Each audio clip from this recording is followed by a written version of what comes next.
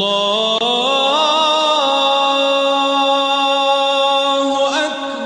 الله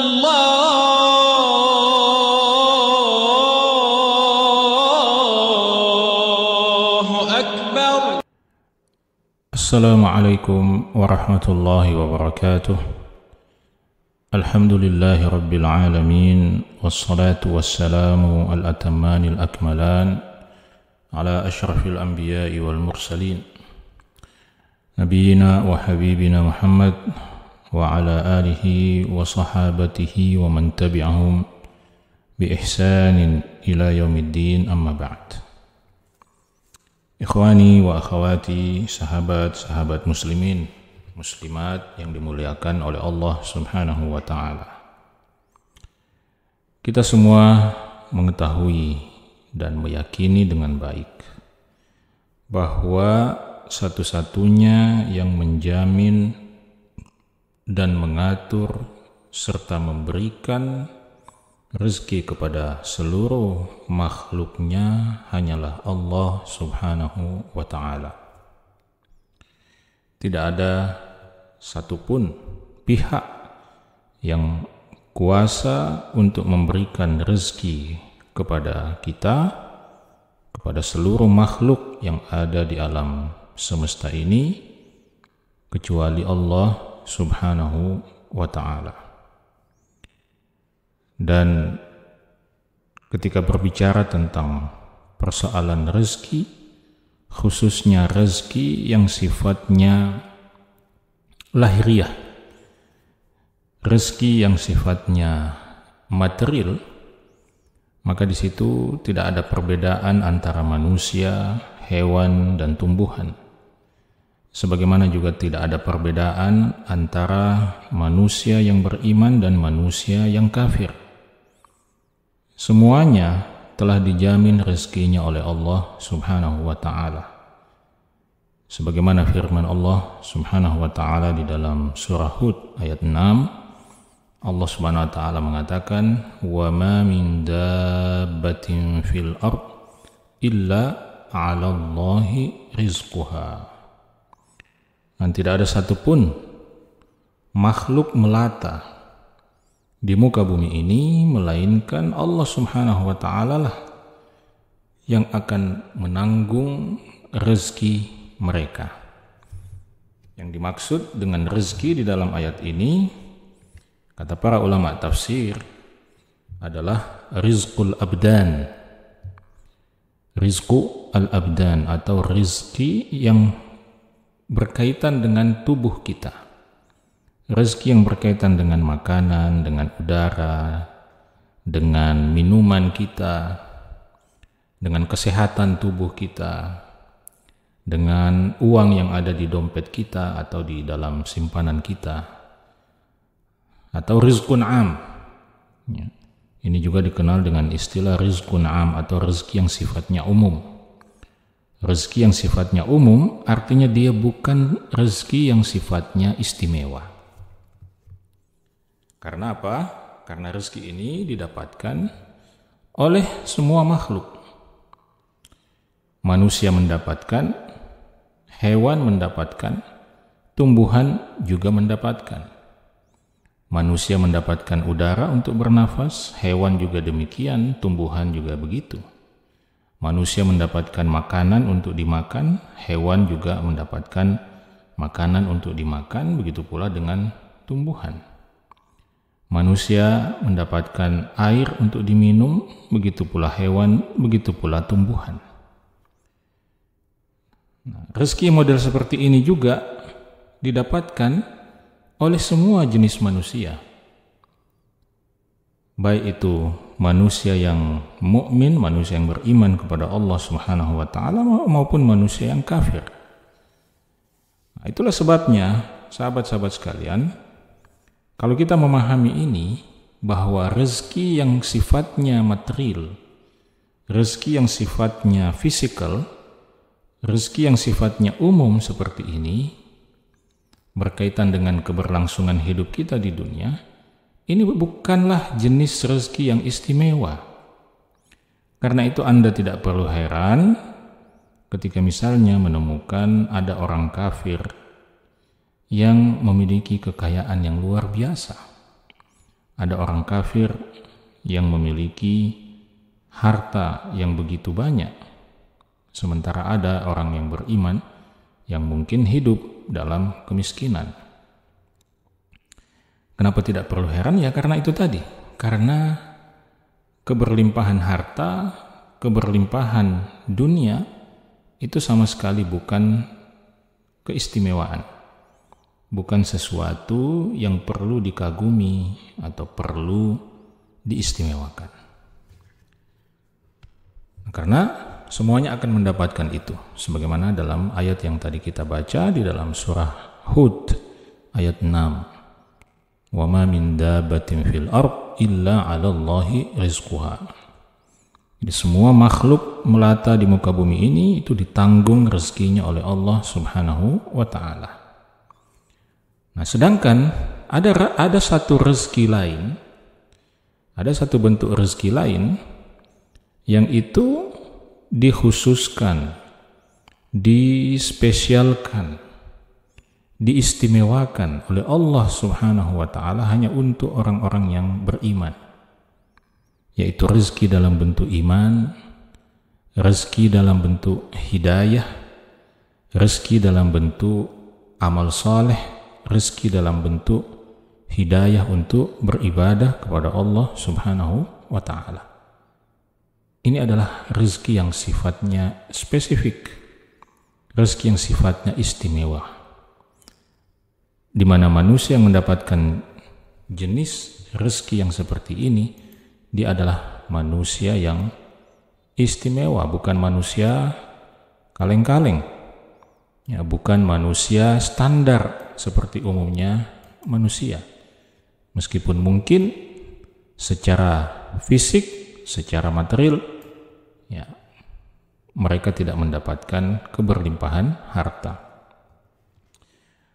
Nah, tetapi sahabat-sahabat sekalian, dalam hal ini kita tidak berarti menghalangi usaha, upaya, kerja keras seorang muslim untuk memberikan atau mendapatkan kecukupan dalam kehidupan dunianya.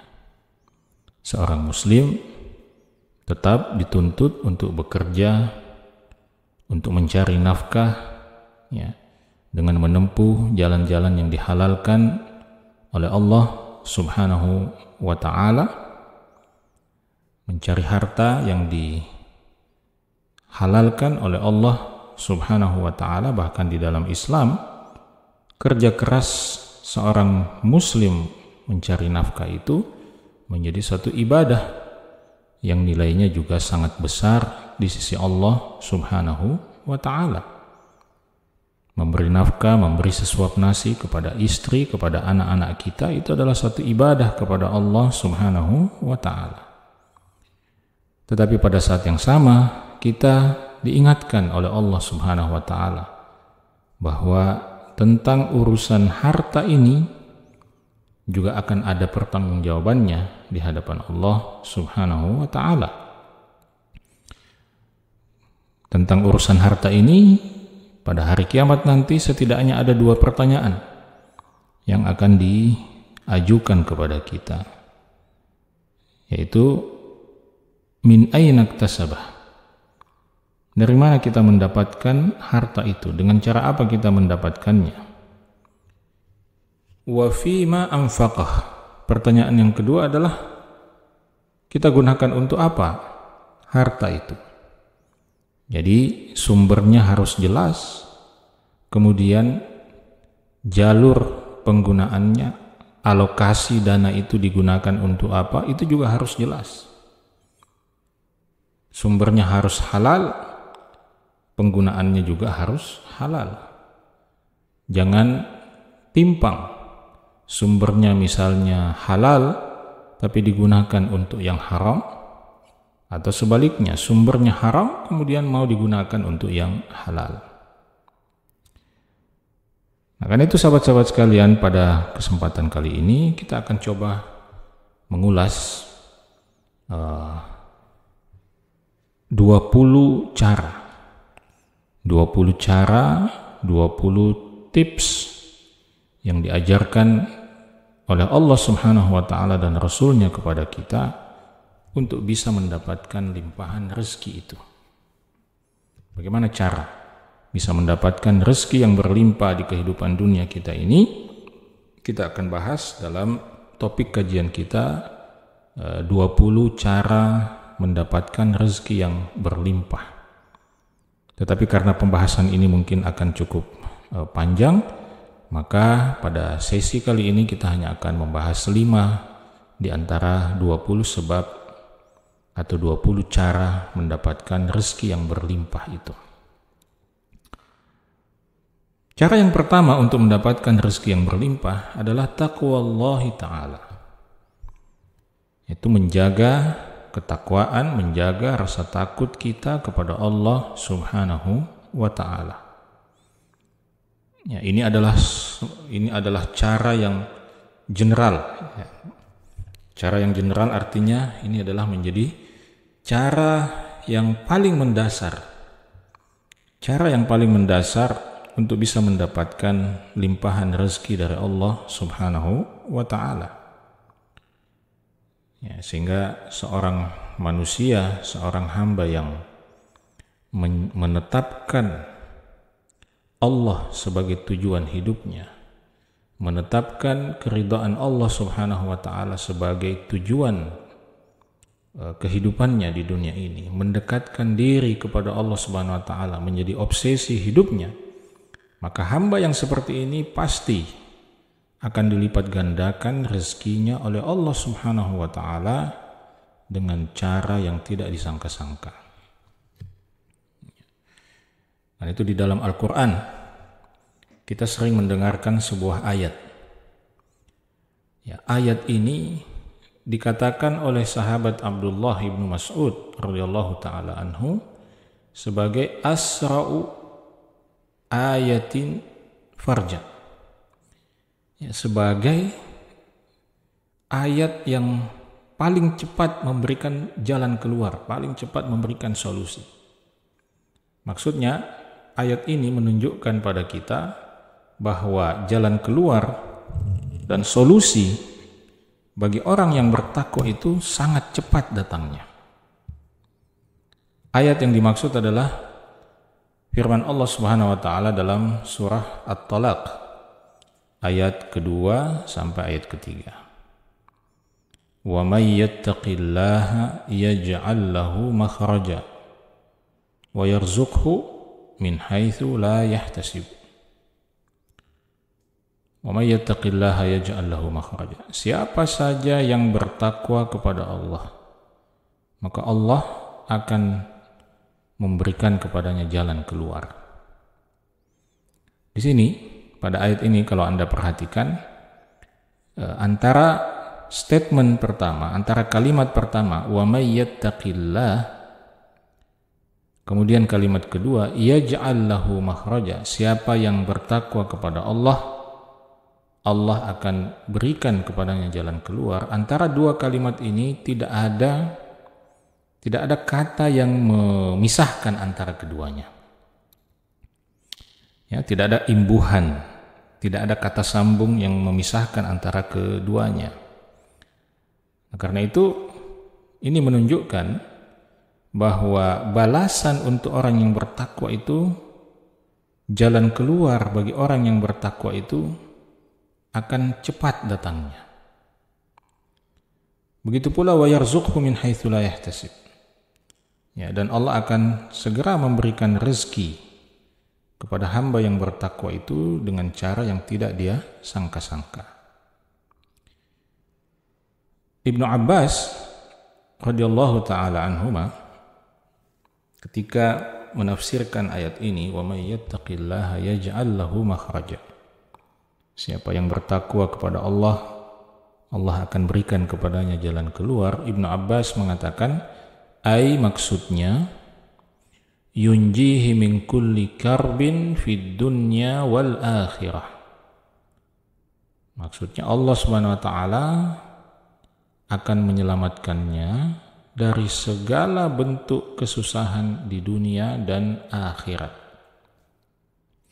Siapa yang bertakwa kepada Allah, Allah akan berikan kepadanya jalan keluar. Maksudnya Allah akan selamatkan dia dari segala bentuk kesusahan di dunia maupun di akhirat. Jadi kalau kita bertakwa kepada Allah, maka Allah akan lindungi kita dari segala bentuk kesusahan. Nah, kalau kita berbicara tentang kesusahan, sahabat-sahabat sekalian, jangan dibayangkan bahwa yang namanya susah itu kalau kita miskin saja. Kaya pun itu bisa menyusahkan hati. Banyak orang kaya, banyak orang yang berlimpah hartanya, tetapi hatinya susah. Maka boleh jadi cara Allah untuk menyelamatkan si hamba yang kaya ini dari kesusahan hati adalah dengan cara apa? Dengan cara mengurangi hartanya, dengan cara mengambil sebagian hartanya atau bahkan mengambil seluruh hartanya, atau dengan cara yang lain. Ya, mungkin dengan cara Allah Subhanahu wa taala selamatkan dia dari bahaya yang lain di dunia, atau pembalasan itu ditangguhkan oleh Allah Subhanahu wa taala di kehidupan akhirat. Kemudian kata Ibnu Abbas ketika menafsirkan lanjutan ayat itu pada ayat yang ketiga, wa yarzuqhu min haitsu la yahtasib. Allah Subhanahu wa taala akan memberikannya rezeki dari arah yang tidak dia sangka. Maksudnya kata Ibnu Abbas, min haitsu la yarju wa la ya'mulu. Rezeki itu datang kepada si hamba dari arah, dari sisi yang tidak dia harapkan, dari sisi yang tidak dia duga-duga. Jadi orang yang bertakwa itu mungkin berasumsi bahwa harta atau rezeki Allah datang dari jalur A, tetapi ternyata rezeki itu justru datang dari jalur Z misalnya, atau dari jalur X. Nah, seperti itu kehidupan orang yang bertakwa. Ya, hidupnya mungkin ya tidak salah kalau kita mengatakan bahwa kehidupan orang yang bertakwa itu akan selalu dipenuhi dengan kejutan-kejutan dari Allah Subhanahu wa taala. Karena itu orang yang bertakwa selalu menyerahkan seluruh solusi dan jalan keluarnya kepada Allah Subhanahu wa taala. Orang yang bertakwa tidak akan pernah mendikte Allah Subhanahu wa taala untuk memberikan kepadanya jalan keluar tertentu. Dia serahkan semua solusi dan jalan keluar itu kepada Allah Subhanahu wa taala. Ibnu Katsir rahimahullahu taala ketika menafsirkan ayat ini, wa yarzuqhu min haitsu la yahtasib, dan Allah Subhanahu wa taala akan memberinya rezeki dari arah yang tidak dia sangka-sangka. Jadi Ibnu Katsir rahimahullahu taala mengatakan ai min jihatin la takhturu bibalihi. Rezeki orang yang bertakwa itu, rezeki orang yang takut kepada Allah Subhanahu wa taala itu akan datang dari arah yang tidak pernah terlintas dalam pikirannya. Maka orang-orang yang bertakwa seperti yang tadi kita sampaikan, kehidupan mereka selalu dipenuhi dengan kejutan-kejutan dari Allah Subhanahu wa taala yang maha mencintai dan maha menyayangi mereka. Karena itu meskipun mereka telah mengharapkan atau mengasumsikan, memperkirakan bahwa solusi terhadap masalah mereka misalnya adalah A, tapi pada saat yang sama mereka juga bersiap-siap diri untuk menyaksikan atau mendapatkan solusi itu dari jalur atau dari jalan lain yang tidak mereka sangka-sangka. Ada sebuah kisah seorang pemilik workshop, ya, semacam mungkin usaha kecil, selama kurang lebih 8 bulan lamanya pemilik workshop ini sama sekali tidak memiliki pekerjaan, tidak memiliki proyek, sehingga dengan terpaksa dia harus tetap membayar upah dan gaji para pekerja, para pegawainya dari modal yang selama ini dimiliki. Lalu kemudian pada satu ketika datang sebuah tawaran untuk menjahit atau mengerjakan produksi pakaian bikini, ya, baju bikini khusus untuk wanita yang digunakan untuk berenang. Tawaran proyek ini sangat menggiurkan, nilainya, jumlahnya sangat menggiurkan, tetapi sang pemilik workshop ini atau sang pemilik pabrik ini menganggap bahwa kalau dia menerima proyek itu, maka itu artinya dia ikut mempromosikan dan mengkampanyekan kerusakan, mengkampanyekan dan menyetujui segala macam tindakan ketelanjangan yang biasa dilakukan oleh para wanita yang tidak punya rasa malu, ya, di pantai-pantai atau di tempat-tempat liburan lainnya. Dan sang pemilik pabrik atau pemilik workshop ini mengingat bahwa nanti pada hari kiamat dia akan dihisab oleh Allah Subhanahu wa taala. Dia akan dihisab oleh Allah Subhanahu wa taala atas semua produksi yang telah dia lakukan di dunia ini. Maka setelah mempertimbangkan itu, sang pemilik pabrik ini kemudian menyampaikan penolakannya terhadap tawaran proyek yang sangat menggiurkan itu di tengah besarnya hajat dan kebutuhannya terhadap pemasukan, ya, terhadap usahanya itu. Tidak lama setelah dia menolak tawaran yang menggiurkan untuk memproduksi baju bikini atau pakaian bikini untuk kaum wanita, tidak lama setelah itu kemudian datang penawaran lain untuk memproduksi barang lain yang halal, yang kemudian dapat memberikan pekerjaan kepada karyawan-karyawan kepada pegawai-pegawainya selama kurang lebih 1 tahun lamanya. Jadi dia menolak tawaran yang menjanjikan untuk bisa menghidupi pegawainya selama beberapa bulan, lalu kemudian Allah menggantinya dengan yang lebih baik, bukan sekedar menghidupi pegawainya dalam beberapa bulan, tetapi dalam waktu 1 tahun lebih. Maka itulah, wa may yattaqillaha yaj'al lahu makhraja. Siapa yang takut kepada Allah, Allah akan berikan kepadanya jalan keluar. Wa yarzuqhu min haitsu la yahtasib, dan Allah akan berikan kepadanya rezeki dari arah yang tidak dia sangka-sangka. Ada juga kisah yang lain, kisah seorang pemuda yang baru saja menikah. Ya, kisah seorang pemuda yang baru saja menikah dan tidak lama setelah itu dia memiliki beberapa orang anak.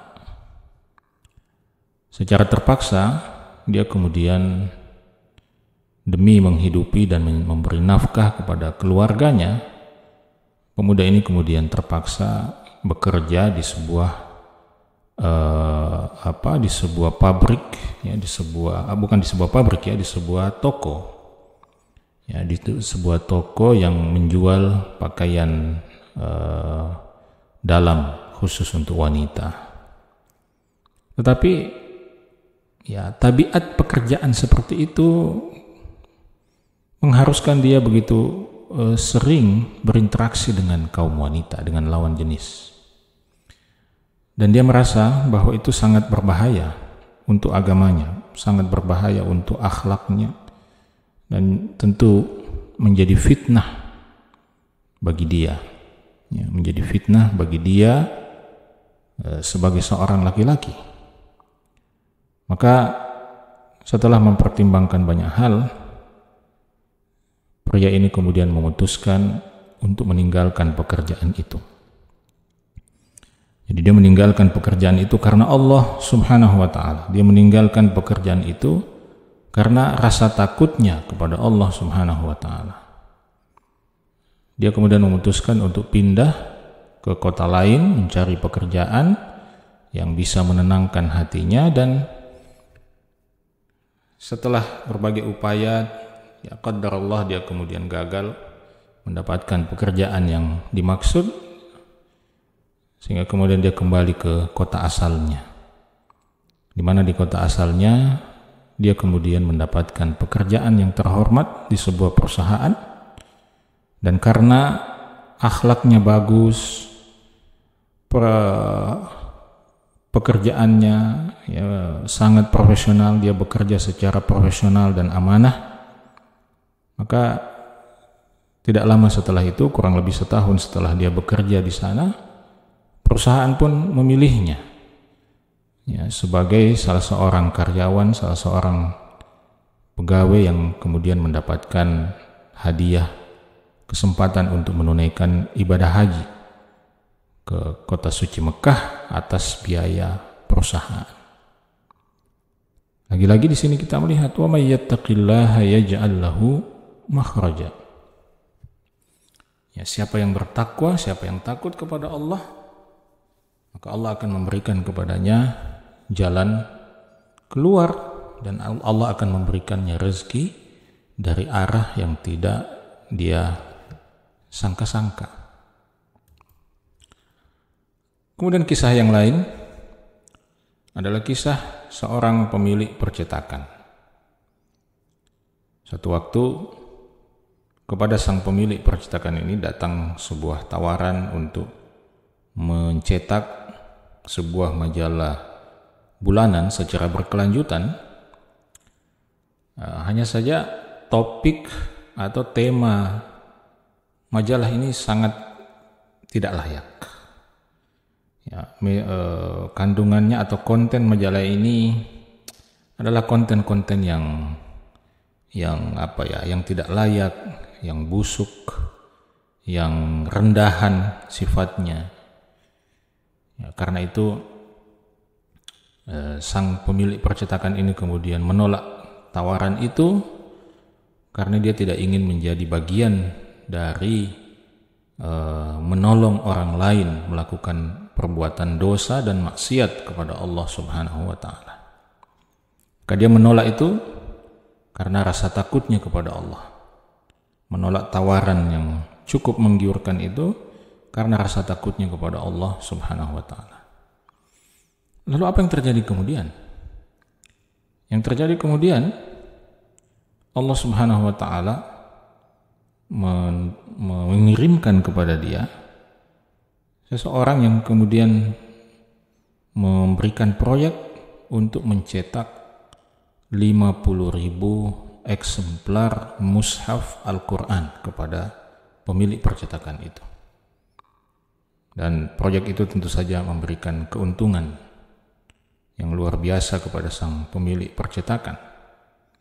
Bermula dari apa? Bermula dari keberaniannya menolak tawaran mencetak majalah sampah yang dia lakukan itu karena rasa takutnya kepada Allah Subhanahu wa ta'ala. Lagi-lagi, wa may yattaqillaha yaj'al lahu makhraja.